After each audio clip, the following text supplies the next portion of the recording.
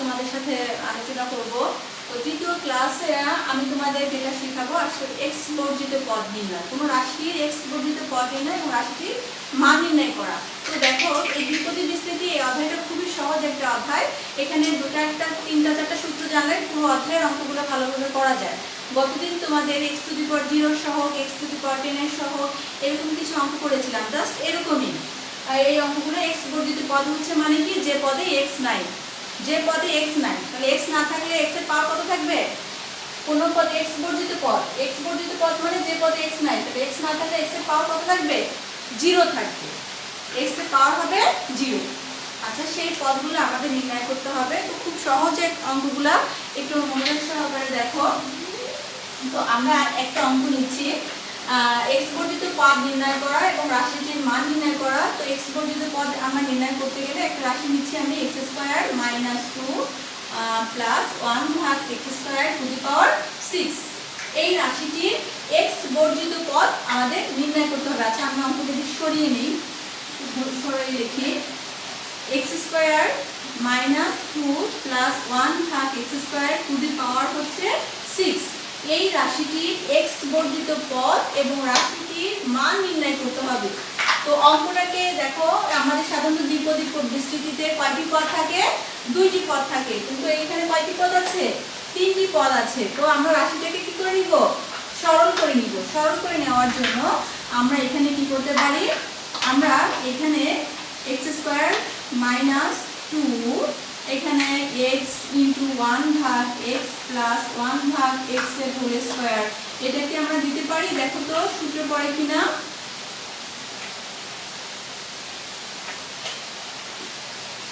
দেখো তো এটাকে কি এভাবে লেখা যায় কিনা, x কেটে দিলে a square minus 2ab plus b square, কি সূত্র পড়ে যাচ্ছে না?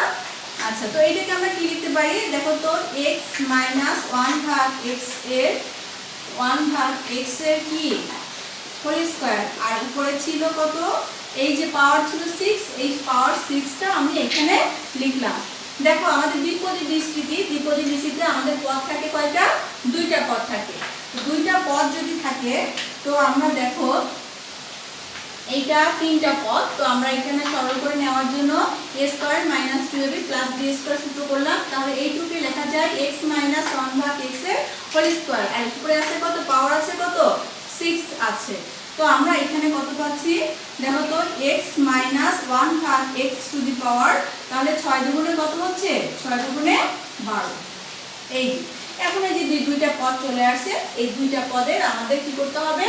x বর্জিত পদ আমাদের নির্ণয় করতে হবে। তো আমরা তো গত লেকচারে শিখেছিলাম সাধারণ পদ, যে কোনো দ্বিপদী রাশির সাধারণ পদ শিখেছিলাম না, r প্লাস 1তম পদ। সাধারণ পদ হচ্ছে r প্লাস 1তম পদ। তাহলে rতম 1তম পদ, তাহলে ধরি প্রদত্ত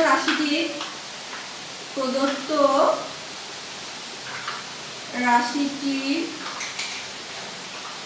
বিস্তৃতিতে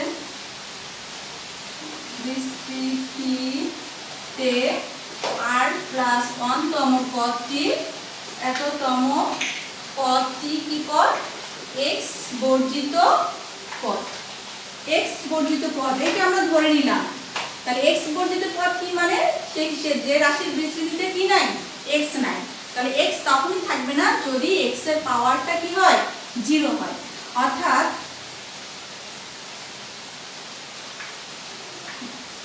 r plus 1তম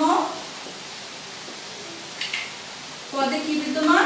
x to the পাওয়ার 0 বিদ্যমান।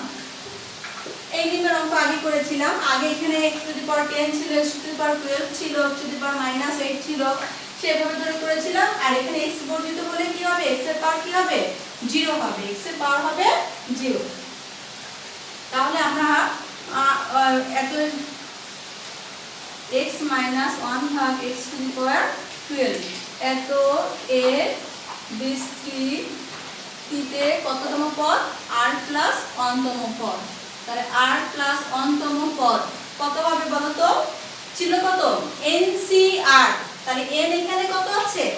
12, n এখানে আছে 12, তাহলে এখানে হবে 12cr, এই যে হচ্ছে r, ncr। তাহলে 12 এখানে n এর জায়গায় হবে 12, c তাহলে x টু দি পাওয়ার কত হবে, x টু দি পাওয়ার হবে 12 মাইনাস r, আর এখানে কত আছে মাইনাস 1 ভাগ x টু দি পাওয়ার কত হবে r।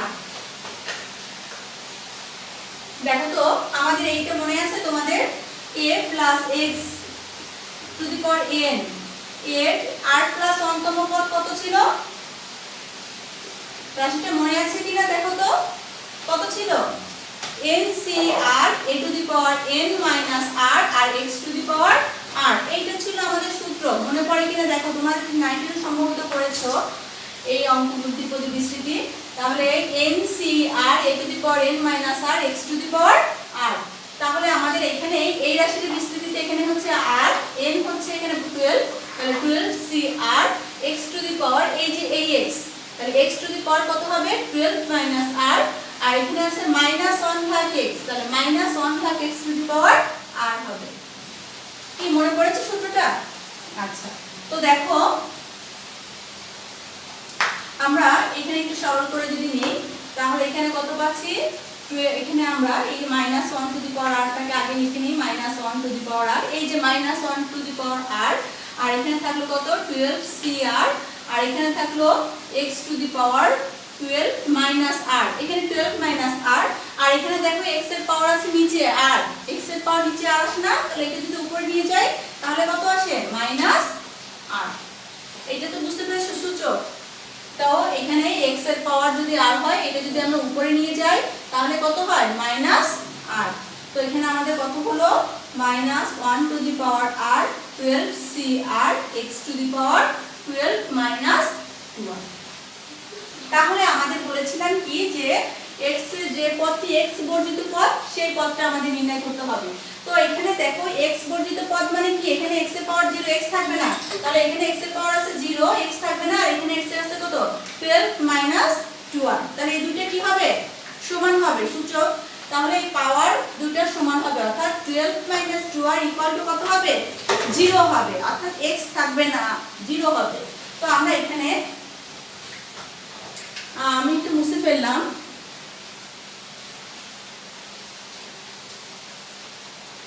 যেহেতু তাহলে আমাদের এখানে কি, যেহেতু কততম পদে r প্লাস 1 তম পদে এততম পদে কি বিদ্যমান x টু দি পাওয়ার 0 বিদ্যমান, x বর্জিত পদ তার মানে x এর পাওয়ার হবে 0 এত বিদ্যমান। সুতরাং আমরা দেখো এর পাওয়ার আছে 0 আর এর পাওয়ার আছে কত, x এর পাওয়ার এখানে আছে 12 মাইনাস 2r, তাহলে দুটো কি হবে পাওয়ার দুটো কি হবে সমান হবে। তো আমরা এখানে কি লিখতে পারি 12 মাইনাস 2r সমান কত লিখতে পারি 0, তাহলে এখানে 2r সমান কত লিখতে পারি 12, তাহলে r সমান কত পেলাম 6 পেলাম। তাহলে x বর্জিত পদ কতটি কত, সুতরাং প্রদত্ত রাশিটি x বর্জিত পদ, x বর্জিত পদ হচ্ছে কত 6 প্লাস 1 তম পদ বা কততম পদ সপ্তম পদ, সপ্তম পদটি হচ্ছে কি পদ x বর্জিত পদ, সপ্তম পদটি হচ্ছে আমাদের x বর্জিত পদ। তো দেখো আমরা মনে করি যে আগের অঙ্কটা আমরা সরল করে নিয়েছিলাম, এখান থেকে যদি আমরা অঙ্কটা শুরু করি যে আমরা এখানে x বর্জিত পদটি আমরা বের করব, মনে করি আমার এটাই অঙ্ক, তাহলে x - 1 ভাগ x এর x বর্জিত পদ, তাহলে x বর্জিত পদ হচ্ছে কি যেই পদে x এর পাওয়ার কত হবে 0 হবে। তো আমরা ধরে নিলাম যে সাধারণ পদ অর্থাৎ রাশিটির বিস্তৃতির সাধারণ পদ হচ্ছে কত r প্লাস 1 তম পদ, তাহলে r প্লাস 1 তম পদটি হচ্ছে x বর্জিত পদ। তো আমরা r প্লাস 1 তম পদ x বর্জিত পদ, অর্থাৎ এই r প্লাস 1 তম পদে x টু দি পাওয়ার 0 বিদ্যমান। তো আমরা দেখো এত বিস্তৃতিতে r প্লাস 1 তম পদ, আমাদের দেখো সাধারণ পদের সূত্রটা কি ছিল ncr a to the power n minus r, প্রথম পদ a to the power n minus r into দ্বিতীয় পদ x টু দি পাওয়ার কত হবে r। তাহলে এখানে ncr n হচ্ছে কত 12cr x টু দি পাওয়ার, এখানে প্রথম পদ আছে x, তাহলে x টু দি পাওয়ার কত হবে এই যে 12 মাইনাস r, আর এখানে আছে কত -1 ভাগ x, তাহলে -1 ভাগ x to the power r। তো আমরা -1 টু দি পাওয়ার r টাকে এই পাশে নিয়ে আসলাম, তাহলে 12cr থাকলো, x to the power 12 minus r থাকলো, আর এখানে দেখো x এর পাওয়ার এখানে নিচে, x এর পাওয়ার নিচে r, তাহলে x এর পাওয়ারটা যদি উপরে নিয়ে যায় তাহলে কত আসে -r, তাহলে রাশিটিকে বিস্তৃত করলে -1 two the power r 12cr x to the power 12 - 2r। আচ্ছা, তো আমাদের যেহেতু x বর্ধিত পদ অর্থাৎ x এর পাওয়ার কি হবে 0, তাহলে এখানে x এর পাওয়ার আছে 0, x বর্ধিত পদ বিধায় x এর পাওয়ার 0, আর এখানে আছে কত 12 - 2r, তাহলে আমাদের পাওয়ার দুটো কি হবে সমান, তাহলে 12 - 2r = 0, তো 2r সমান আমরা কত পেলাম 12, তাহলে r সমান আমরা কত পেলাম 6, তাহলে আমাদের x বর্ধিত পদ হচ্ছে 6 প্লাস 1তম পদ বা সপ্তম পদটি হচ্ছে আমাদের x বর্ধিত পদ, অর্থাৎ সপ্তম পদে আমাদের x থাকবে না। রাশিটা বিস্তার করতে যাব আমরা, বিস্তৃতি করতে করতে আমাদের যখন আমরা সপ্তম পদে যাব সেই পদে আমাদের কি থাকবে না x থাকবে না। আচ্ছা, তো দেখো এখন সেই রাশিটা আমরা নির্ণয় করব, তাহলে x বর্ধিত পদটি আমরা নির্ণয় করব। আমি মুছে ফেললাম, x বর্ধিত পদটা আমরা নির্ণয় করব। তাহলে আমরা r এর মান কত পেয়েছিলাম, r এর মান পেয়েছিলাম আমরা 6, r এর মান আমরা পেয়েছিলাম 6, তাহলে আমাদের x বর্ধিত পদটি আমরা কত, x বর্ধিত পদ, তাহলে x বর্ধিত পদ আমরা কত পাচ্ছি -1 টু দি পাওয়ার কত পাচ্ছি -1 টু দি পাওয়ার 6, 12c6, আর দেখো x টু দি পাওয়ার এটা আমাদের 0 হয়ে যাচ্ছে 6, 12, এই যে এই রাশিটা আমরা মান বসিয়েছি, দেখো এই রাশিটায় -1 two the power 6, 12c6, x to the power 12 minus দেখো 2 * 6, তার মানে কি 12 - 12, x টু দি পাওয়ার 0, তাহলে x টু দি পাওয়ার 0 এর মান কত 1 হয়, অর্থাৎ আমাদের x থাকছে না।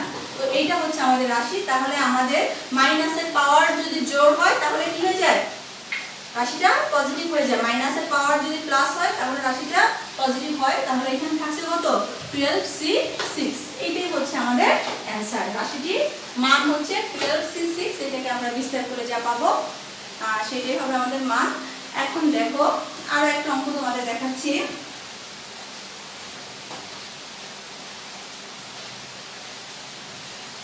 এই দিনের আরো একটা অঙ্ক তোমাদের দেখাই।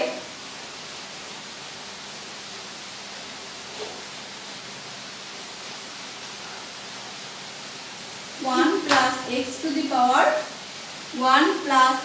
power p into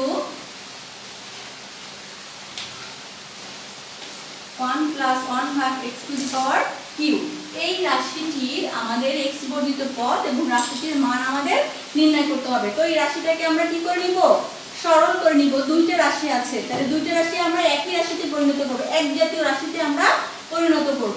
তাহলে আমরা এখানে কি লিখতে পারি দেখো তো, সরল করে নিলাম 1/x to the power p, আর এখানে হচ্ছে লসাগু যদি হয় x তাহলে হয় x + 1 to the power q, তাহলে আমাদের এখানে x এর পাওয়ার p, 1 + x to the power p, 1 + x to the power q ভাগ x to the power q, তাহলে এই রাশিটাকে যদি আমরা এই পাশে নিয়ে আসি x to the power q, এখানে থাকছে আমাদের 1 + x to the power p into 1 + x to the power q, তাহলে হচ্ছে কত p + q। এই রাশিটার আমাদের x বর্ধিত পদটি আমাদের নির্ণয় করতে হবে। এই অঙ্কটি একটু মনোযোগ সহকারে দেখো, অঙ্কটা একটু আছে। তো আমাদের x বর্ধিত পদ, তাহলে এখানে দেখো x বর্ধিত পদ যদি আমাদের নির্ণয় করতে হয়, এখানে আমাদের 1/x to the power q আছে, তাহলে আমাদের এই 1/x to the power q এই রাশিটা আমাদের কি করতে হবে, সরাতে হবে, এই রাশিটা আমাদের বাদ দিতে হবে। তাহলে এই রাশিটা তখনই বাদ যাবে যদি এর বিস্তৃতিতে আমাদের x to the power q থাকে। দেখো এই রাশিটা বিস্তার করার পরে এখানে যদি আমাদের x to the power q আসে, তখন আমাদের x to the power q আর x to the power q কেটে যাবে, তাহলে আমাদের এই রাশির বিস্তৃতিতে আমাদের কি থাকবে না, x থাকবে না। তাহলে এই রাশিটির x বর্ধিত পদ, তাহলে ধরি 1তম পদটি x বর্ধিত পদ, তাহলে x বর্ধিত পদ হলো, কিন্তু সেই পদে কি থাকবে না, x এর পাওয়ার কত হবে, x to the power কি হবে q থাকবে, অর্থাৎ উক্ত পদে কত বিদ্যমান থাকবে, x to the power q বিদ্যমান থাকবে। এই কথাটা আরো একবার বুঝো, x to the power q কেন থাকবে? এই রাশিটা আমাদের অলরেডি 1 ভাগ x to the power q রয়ে গেছে। তাহলে এই রাশিটা বিস্তার করার পরে যদি আমাদের x to the power q, এই রাশিটাকে আমাদের সরাতে হবে, এই রাশিটাকে আমাদের কি করতে হবে? বাদ দিতে হবে। তাহলে এই বিস্তৃতিতে আমাদের x to the power q টাকে কি করতে হবে? এখানে x to the power q আসবে, মানে x to the power q আর x to the power q যদি কেটে যায় তখনই আমাদের রাশিটা কি হবে? x বর্জিত পদ থাকবে। তাহলে ধরি r প্লাস 1 তম পদটি x বর্জিত পদ, অর্থাৎ উক্ত পদে x to the power q কি থাকবে? বিদ্যমান থাকবে। অর্থাৎ এই রাশিটা বিস্তার করার পরে x to the power q থাকবে। তো আমাদের তাহলে r প্লাস 1 তম পদ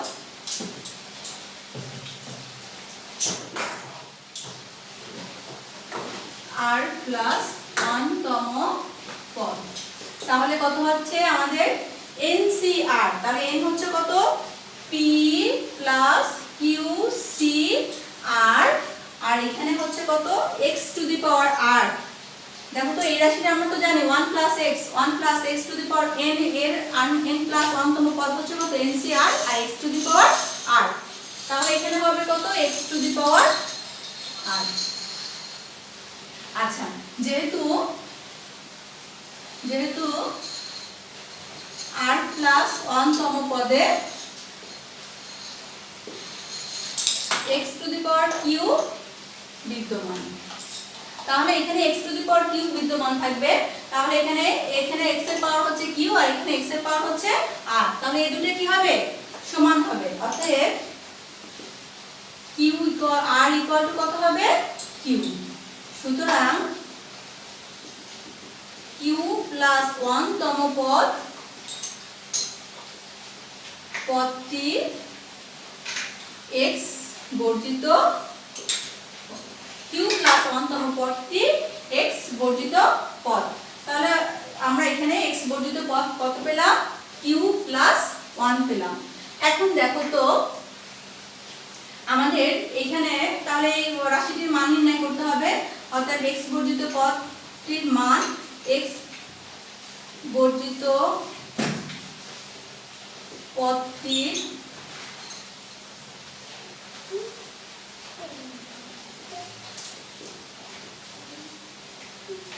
আমরা এখানে কত পাচ্ছি? তাহলে এখানে কত পাচ্ছি? p প্লাস q c, আর এর জায়গায় কত পাচ্ছি? আর এর জায়গায় পাচ্ছি q। আমাদের তাহলে রাশিটির মান x বর্জিত পদটি কত পাচ্ছি? পদটির মান পাচ্ছি কত? x বর্জিত রাশিটির মান হচ্ছে qp প্লাস qc q। আর এর পরিবর্তে আমরা কত পেলাম? q পেলাম। দেখো এই জায়গাটা একটু ধরার চেষ্টা করো।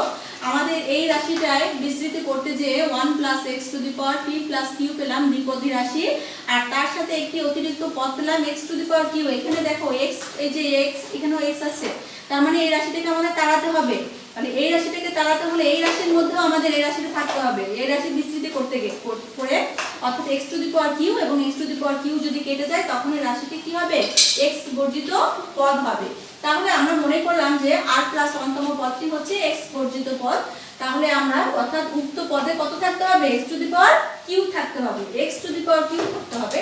আচ্ছা, উক্ত পদে x to the power q বিদ্যমান। তাহলে আমরা r প্লাস 1 তম পদ কত লিখতে পারি? p plus q c r, ncr। তাহলে এখানে n হচ্ছে কত? p প্লাস q, তাহলে p plus q c r, তাহলে x to the power r। তাহলে এখানে x এর পাওয়ার হচ্ছে r আর এখানে x এর পাওয়ার হচ্ছে আমাদের q। তাহলে এই পাওয়ার দুটো কি হবে? সমান হবে, r ইকুয়াল টু q। তাহলে আমরা একটা অজানা রাশি r এর মান কত পেলাম? q পেলাম। এবার আমরা q প্লাস 1 তম পদ হচ্ছে x বর্জিত পদ, তাহলে রাশিটির মান পেলাম p plus q c q। এখন এটাকে আমরা বিস্তৃত করলে কত পাচ্ছি? দেখো তো, p প্লাস q এর factorial, p plus q minus q এর ফ্যাক্টরিয়াল, আর হচ্ছে q ফ্যাক্টরিয়াল। তাহলে কত পাচ্ছি?